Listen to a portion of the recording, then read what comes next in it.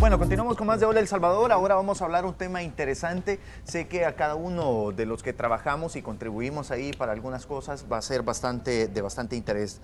Vamos a hablar del plan de pensión y jubilación y para ello nos acompaña René Novelino, presidente de Asafondos. Bienvenido. Bienvenido. Gracias. Bueno, ¿desde hace cuánto existen las AFP como tal en el país y operan precisamente mirando los fondos públicos de todos los que cotizamos y somos empleados? Bueno, las AFP iniciaron en El Salvador hace 18 años, específicamente en el 98. A partir de ese momento, los que cotizamos, los que nos encontramos empleados, tenemos una cuenta de ahorro que es administrada por estas entidades especializadas y que es muy parecida a la que cualquiera de nosotros puede tener en un banco, con la diferencia específica de que este ahorro se construye a lo largo de toda la vida del trabajador. Y adicionalmente, esa es una característica, y la segunda es que ese dinero únicamente lo pueden utilizar para financiarse pensiones. Ahora bien, importante pregunta es también que hay ciertas personas que se preguntan, bueno, si voy a cotizar, ¿por qué no me puedo quedar con el dinero en estos momentos? Pues que lo puedo disfrutar. ¿Usted qué les diría a ellos? ¿Por qué es importante cotizar para el futuro? Bueno, la verdad es que en este tema de pensiones, hay un término que se utiliza y dice de que los seres humanos, todos, somos bastante miopes respecto de la capacidad de vernos hacia el futuro. Bueno, aquí estoy rodeado de belleza y juventud, ¿verdad? Gracias. Sobre todo de belleza. ¿Cómo no? Justamente, ¿cómo no? Sí, cómo no. Es evidente, no había necesidad de aclararlo. Sí. Pero, digamos que yo elevo el promedio sustancialmente, ¿verdad? Pero a lo que quiero referirme es, usted cuando tiene 25 años, 30 años, tiene prioridades clarísimas: el sol, las estrellas, tú y yo, el romance, la casa, el carro, viene los chuchos primero, los niños después, y en cada etapa de la vida uno va teniendo prioridades que parecen que el dinero no alcanza para cubrirlo hoy. Total. Entonces suena así como una exquisitez ponerse a pensar qué voy a hacer yo cuando tenga 60 años de vida.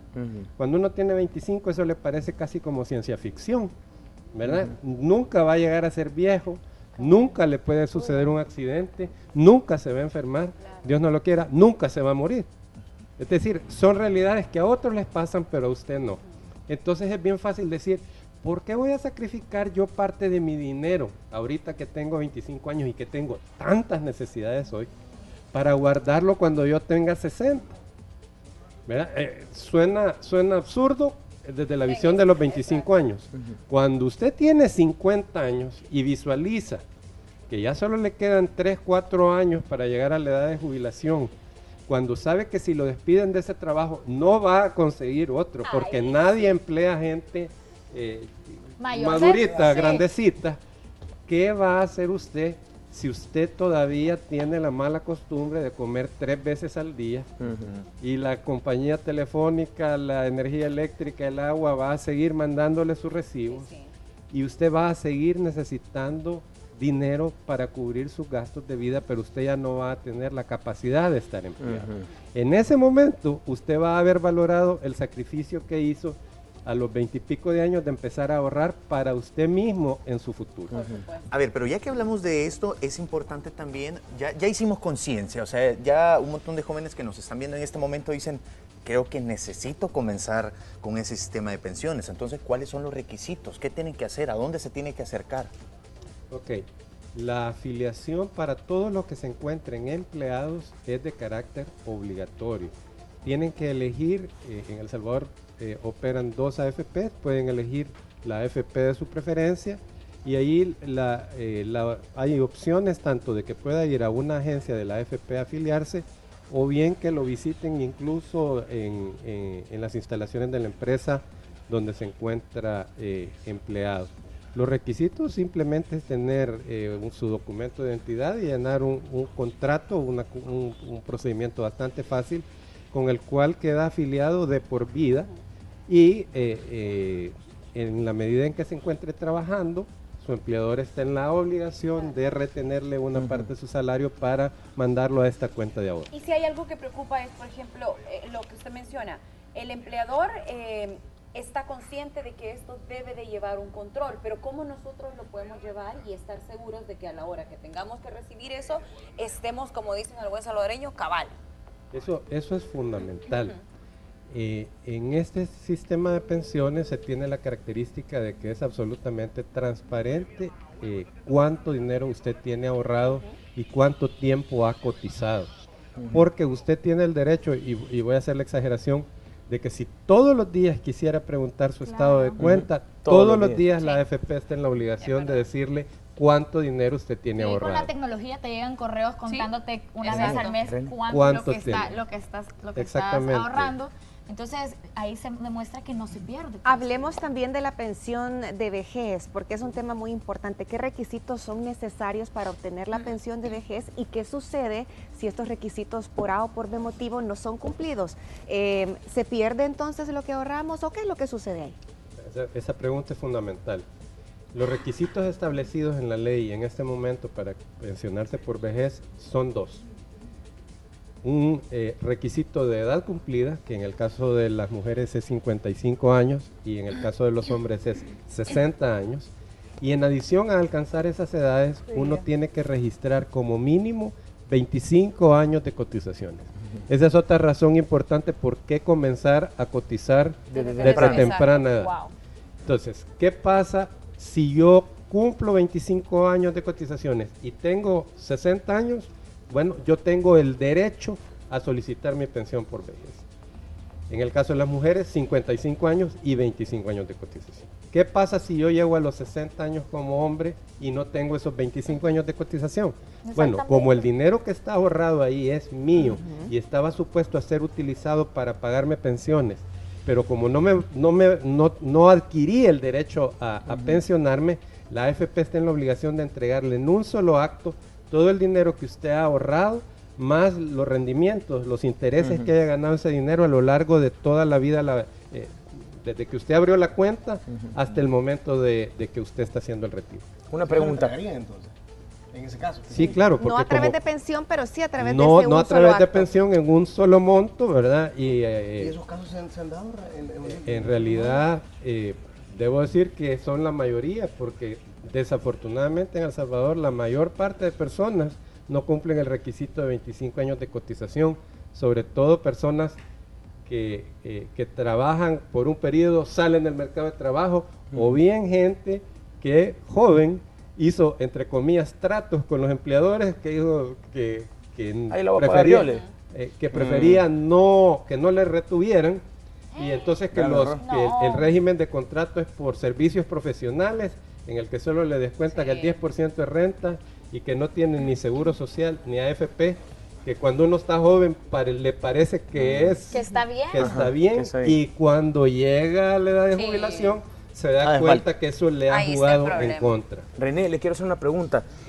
¿Qué pasa con todas esas personas que ya cumplieron, póngale 25 años o trabajaron un cierto tiempo aquí en El Salvador, y tenemos muchos salvadoreños que emigran a otro país y dicen, bueno, ¿y ese dinero qué se hizo? ¿Cómo pueden ellos hacer? ¿Se puede recuperar ellos estando en otro lugar o pueden nombrar a alguien que les haga el trámite aquí en El Salvador para ellos recuperar ese dinero?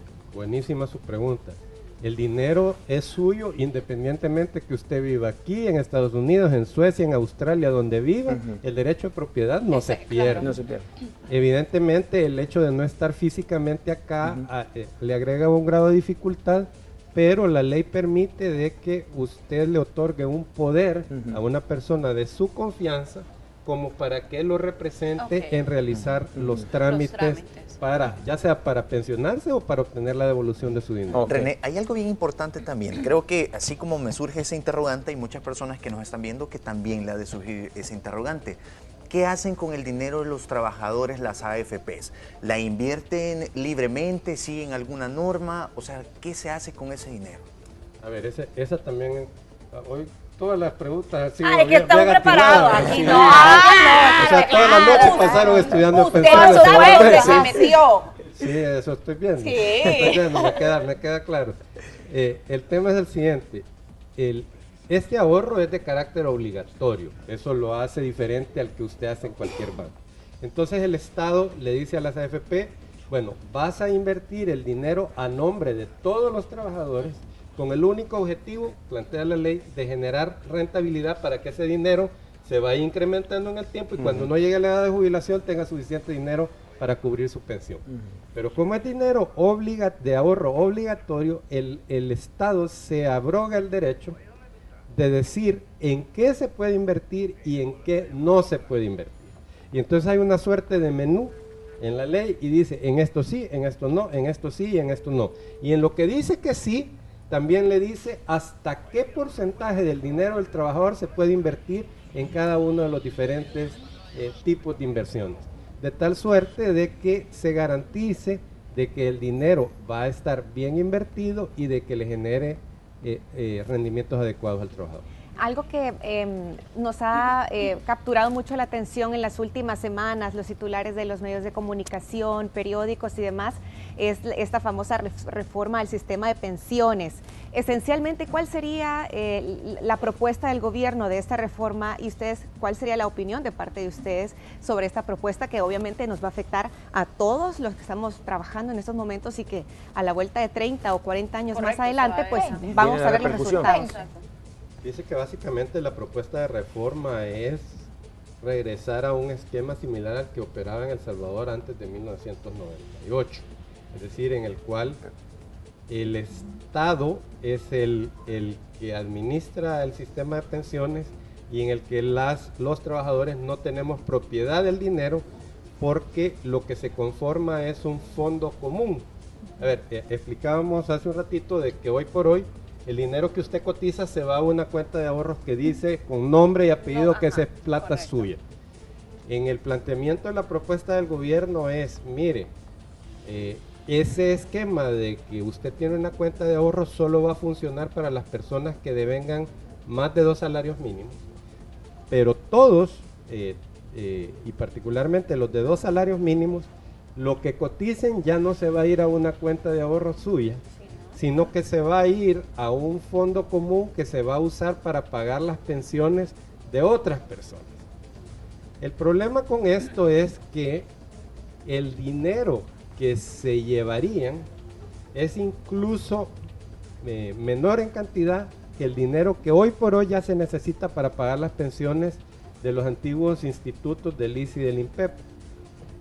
¿Qué pasa con eso? Puede preguntarse bien que no esté viendo. Bueno, lo que pasa es que usted entrega hoy dinero, ese dinero se va a utilizar, no va a estar guardado en una cuenta de ahorro porque ese dinero lo van a emplear para cubrir una necesidad actual y cuando a usted le toque pensionarse, el tema es que va a quedar la incertidumbre si hay o no hay para pagarle. De hecho, la propuesta de decreto decía, y luego hubo una modificación, pero decía originalmente que el monto de las pensiones y el pago de las mismas va a estar sujeto a la disponibilidad de recursos que tenga el Estado. Que en ese momento lo cual era un poco sorprendente sabiendo que el Estado tiene ciertas dificultades para cubrir sus obligaciones, ¿verdad? Entonces, desde nuestra perspectiva, lo que se tiene que hacer es fortalecer el ahorro de los trabajadores para garantizar que no con una promesa establecida en una ley,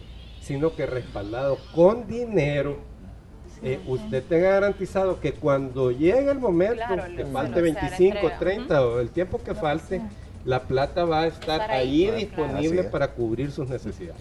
René, hablemos de otra cosa que es bien importante. Hay muchas personas que ya tienen bastantes años, tal vez ya cumplieron la edad, ya bien lo decíamos, para las mujeres son 55 años, para los hombres 60, que quieren acceder ya a la jubilación. Entonces, ¿cuál es el proceso? ¿A dónde se tienen que acercar? ¿Cuál es la documentación? ¿Cuánto tiempo tarda esto? O sea, ¿cuánto tiempo antes tiene que informar, me quiero jubilar? Tanto informarlo como a instituciones de gobierno como en su trabajo. Ok. El procedimiento es el siguiente. Cuando uno ha cumplido la edad, tiene el derecho, más no la obligación de iniciar el trámite de solicitud de beneficio por vejez.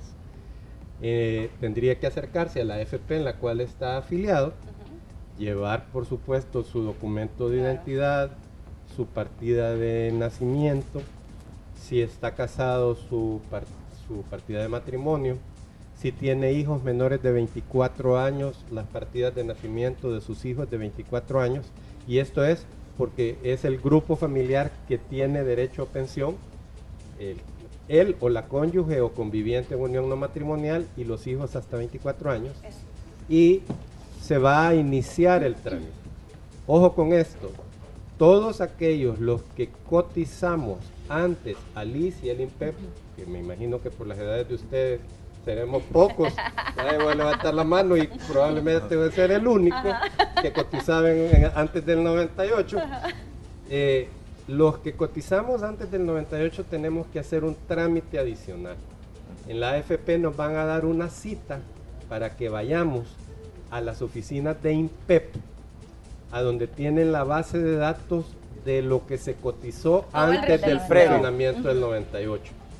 Ese trámite desafortunadamente toma tiempo.